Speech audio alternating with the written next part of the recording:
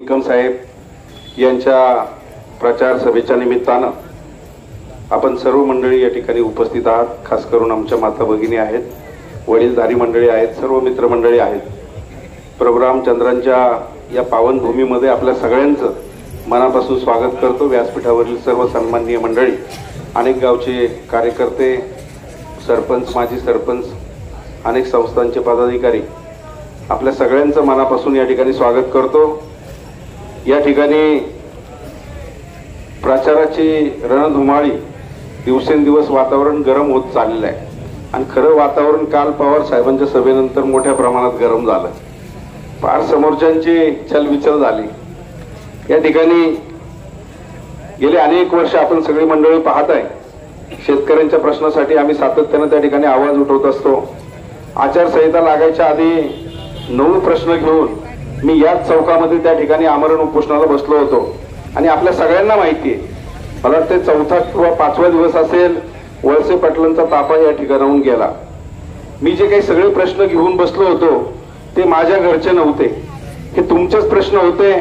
अगदी खालच्या भागापासून वरच्या आदिवासी भागापर्यंत या तालुक्यातील लोकांची गरज काय, नेमकी अडचण काय, हे सगळे प्रश्न घेऊन त्या ठिकाणी मी बसलो होतो।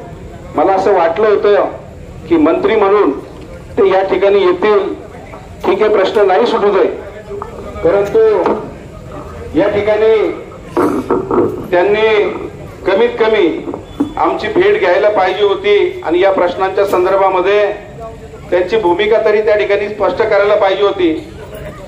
तुम्ही जर सत्तेत राहून मंत्रिपद घेऊन एवढं मस्तवालपणे वागत असाल तर तुम्हाला या जनतेची मतं मागण्याचा नैतिक अधिकार नाही। मी स्पष्टपणाने सांगतो, ज्या शेतकऱ्यांचे प्रश्न घेऊन आम्ही सातत्याने रस्त्यावर लढत असतो, कारखान्यावरती सुद्धा ज्या वेळेला मी संघर्ष केला त्यावेळी जो घडलेला प्रकार होता तो सगळ्यांना तुम्हाला माहिती आहे। आणि याच गावानं, या गावाची एक खासियत आहे, पिंपळगावची एक वेगळी ओळख आहे। ठीक आहे, काही मंडळी त्या बाजूला काम करत असतील, काही मंडळी इकडे असतील, काही तिकडे असतील, आम्ही चळवळीमध्ये काम करतो, पण या गावाचा एक गुणधर्म असा आहे, ज्या वेळेला गावाचा प्रश्न निर्माण होईल आणि गावातल्या व्यक्तीवरती पुन्हावरती काही संकट येईल त्यावेळेला हे गाव पटकन एकत्र येतं। विजूभाऊ पुढे, विजय गावडे, जसं गावडेवाडी तुमचे आदर्श गावडेवाडी आहे त्याच पद्धतीने हे पिंपळगाव आहे। चांगलं काय आणि वाईट काय याच्यातला फरक आमच्या लोकांना त्या ठिकाणी चांगला कळतो।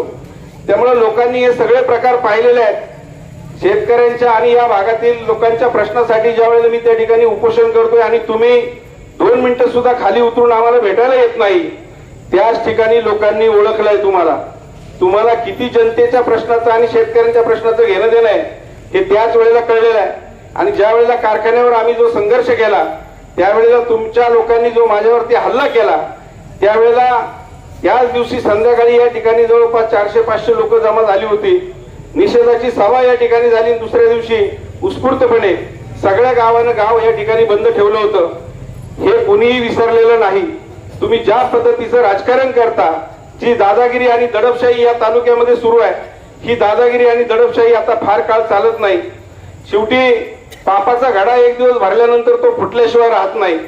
शिशुपालाचे सुद्धा 100 अपराध झाले होते आणि मग मात्र श्रीकृष्णाला ते सहन झालं नाही आणि श्रीकृष्णाने 100वा अपराध केल्यानंतर सुदर्शन चक्र सोडलं आणि शिशुपालाचा वध त्या ठिकाणी केलेला आहे। रावणाची देखील सोन्याची लंका होती, तिचं देखील वाटोळं झालं। अरे भले भले गेले, कुणाला जर एवढी मस्ती असेल आणि मी म्हणणारे अरे लय वाटेला गेले, लक्षात घ्या, कोण अमरपट्टा घेऊन आलेला नाही। जगातलं अंतिम सत्य म्हणजे मृत्यू आहे। प्रत्येकाला एक दिवस जायचंय, पण एक लक्षात घ्या, सत्तेची मस्ती किंवा मस्तवालपणा किंवा दादागिरी किती असावी त्याला काहीतरी मर्यादा पाहिजे। या ठिकाणी विकास कामाच्या संदर्भामध्ये सुद्धा या ठिकाणी बोललं गेलं। हा जो आमचा रस्ता आहे, आघाड्यावाड्यावरचा जो पूल आहे, गेल्या वर्षी तुमच्या लक्षात आहे का, या पुलावरून किती पाणी जात होतं। हा रस्ता पूर्णपणे बंद झाला होता, त्याला संरक्षक कठडे सुद्धा नाही, त्या ठिकाणी एक गाडी सुद्धा खाली गेली होती। मला सांगा, या रस्त्याला एवढी ट्रॅफिक असते की पावलात गाडी असते। या ठिकाणी हायवे सारखा हा रस्ता त्या ठिकाणी वाहतोय। अरे मग काय नियोजन झालंय विकासाचं? तुम्हाला साधा तो पूल दुरुस्त करता नाही आला, त्या ठिकाणी संरक्षक कठडे तुम्हाला बसवता नाही आले आणि त्या ठिकाणी त्या ओढ्याची रुंदी कमी करून त्या ठिकाणी जे मोठा पाऊस झाल्यानंतर पाणी आलं ते पाणी मात्र दुसऱ्याच्या शेतात शिरलं आणि पुलावरनं गेलं ना, रस्ता बंद त्या ठिकाणी झाला. अरे कशा पद्धतीची कामं करताय तुम्ही? आणि विकासाच्या नावाखाली ओढ्याचं खोलीकरण करायचं आणि त्या ठिकाणी पात्र बदलून टाकायचं, ओढ्याची रुंदी कमी करायची आणि त्या ठिकाणी अशा पद्धतीची कामं करायची. अनेक गोष्टी सांगण्यासारख्या आहे. शाळेच्या प्रश्नाच्या संदर्भामध्ये तुम्ही चौकात बोर्ड लावला होता. मी 350-400 ग्रामस्थांच्या सह्यांचं निवेदन त्यांना त्या ठिकाणी दिलं. शिक्षणासारख्या पवित्र ठिकाणी सुद्धा भ्रष्टाचार तुम्ही करता आणि त्या ठिकाणी आजपर्यंत मी जो काही तक्रारी अर्ज केला होता रयत शिक्षण संस्थेकडे आणि यांच्याकडे सुद्धा, कारण यांनाच आम्ही जबाबदार का धरतो, तर 27 लाखाचा चेक यांच्याच हातामध्ये आपण दिला होता. 5 लाख रुपये डेअरीने सुद्धा दिले होते. अजूनही बऱ्याच मार्गाने आपल्या गावाने पैसे दिले आणि त्यानंतर शाळेचं काम चालू झालं. 2 कोटीचं इस्टिमेट आता 2.25 कोटीवर गेलं. मला सांगा हे इस्टिमेट कॉस्ट का वाढली? आणि या ठिकाणी माती सुद्धा विकली गेली शाळेची. बरंच काय काय भानगडी झालं. उकरायला गेलं तर भरपूर होईल. म्हणजे याला विकास म्हणायचं का?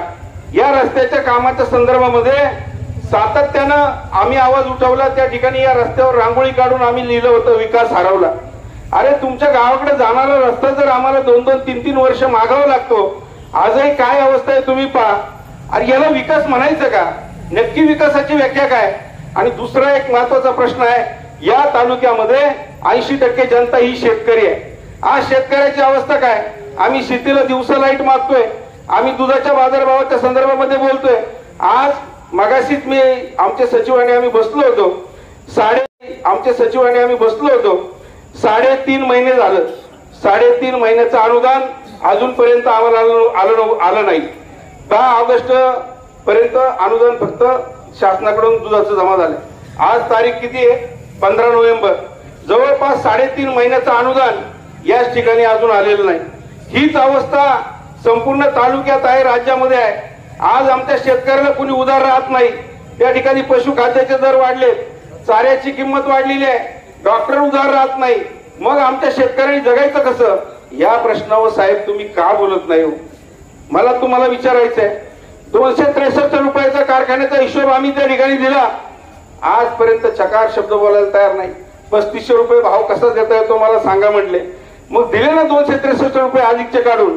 त्याच्यावर तुम्ही का बोलत नाही? शेतकऱ्याच्या प्रश्नावर तुम्ही का बोलत नाही? आज बिबट्याचा प्रश्न या भागामध्ये गंभीर झालेला आहे. आज कधी कोणाचा जीव जाईल, कोणाचं जनावर खाल्लं जाईल सांगता येत नाही.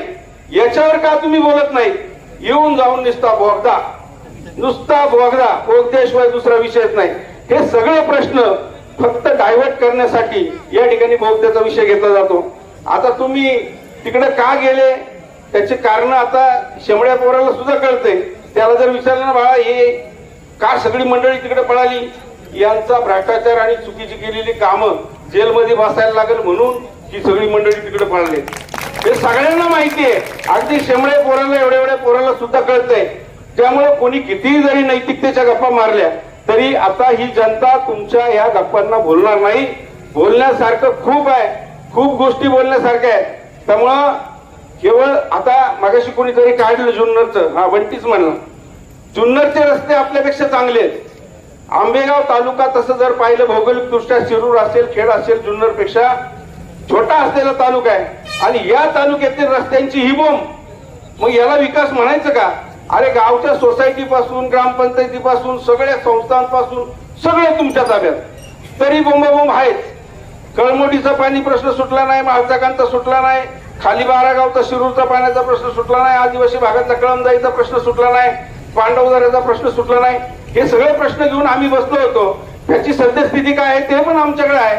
आता कॅनॉलच्या संदर्भामध्ये पाण्याचं वाटप त्याच वेळेला धरण मंजूर झालं त्यावेळेला झालेलं आहे. 6.5 TMची पाणी डाव्या कॅनॉलला आहे आणि उजव्या कॅनॉलला आणि घोड कालवा मीना कालव्याला 6 TMची पाणी. शेवटी जे काही नियमाने ठरलेलं आहे ते तेव्हाच ठरलेलं आहे. त्यामुळे ते बोगद्याचा सारखा विषय काढू नका. आणि तुम्हाला एक सांगतो जाहीरपणानं, आम्ही काही बांगड्या भरलेल्या नाही. जेव्हा केव्हा कोण असा बोगदा करायला येऊन तळातलं पाणी आमचं घेऊन जाणार असेल ना, त्यावेळेला आम्ही सुद्धा काही बांगड्या भरलेल्या नाही. तुम्ही काही लई काळजी करायचं कारण नाही. आम्ही पण मेले आईचं दूध प्यालेलं नाही. आमच्या पण मनगटामध्ये रग आहे. आम्ही सुद्धा आजपर्यंत 16-17 गुन्हे अंगावर घेतलेला आहे. अरे पोलीस लावा नाही तर मिलिटरी लावा. त्या ठिकाणी जर आमच्या तोंडचा घास पळून जर कोणी नेणार असेल तर त्या ठिकाणी आम्ही गप्पा बसणार नाही. तुम्ही लय आमचं उसणं अवसान आणायची काही गरज नाही. आम्ही पाहू.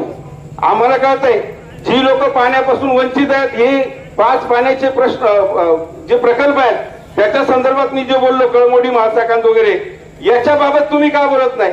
किती वेळा तुम्हाला संधी द्यायची आणि किती वेळा तुम्ही आश्वासन देणार आहे त्याच्यावर बोला. बोगद्याचा नंतर पाहू. अजून काही त्याचा शासन निर्णय झालेला नाही, लगेच कोण बोगदा करायला आलेला नाही. त्यामुळं उगाच कुठंतरी विषय डायव्हर्ट करण्याची कामं आणि हे धंदे बंद करा. त्यामुळे लोक खूप हुशार आहेत. त्यामुळे केवळ बोगदा या विषयावर न बोलता हे बाकीचे सगळे जे प्रश्न आहेत याच्यावर सुद्धा बोला. कारण आमच्या शेतकऱ्याला मालाचे 2 रुपये झाले, दुधाचे 2 रुपये झाले, त्याचा प्रपंच चालणार आहे. त्याच्यावर का बोलत नाही? ही विकासाची काम आहे. आम्ही टॅक्स भरतो, आम्ही जीएसटी भरतो, आमच्या पैशावर होतात. त्याच्यात कोण कोण किती टक्केवारी खातं आम्हाला सगळं माहिती आहे. त्यामुळं हे धंदे तुम्ही आम्हाला शिकू नका. वेळेची मर्यादा आहे. या ठिकाणी मी आपल्या सगळ्यांना मनापासून धन्यवाद देतो. आणि येणाऱ्या 20 तारखेला या ठिकाणी तुतारी वाजवणारा माणूस याच्या पुढचं बटन दाबून देवदत्त निकम यांना आपल्याला प्रचंड बहुमताने निवडून द्यायचं आहे हे लक्षात ठेवा. आणि या ठिकाणी थांबतो. जय हिंद, जय महाराष्ट्र.